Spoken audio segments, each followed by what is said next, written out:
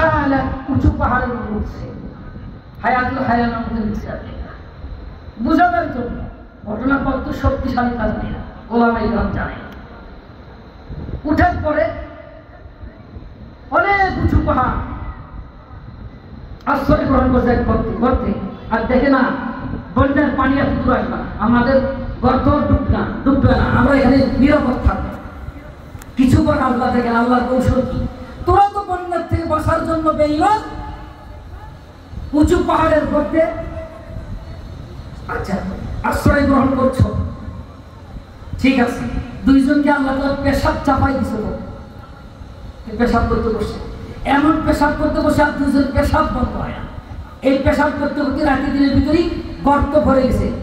কিতাব লেখক লেখে ব্যক্তি এরা পেশাব করে, পেশাবের বন্যায়, নিজের পেশাবের বন্যায় সেখানে মারা গেছে।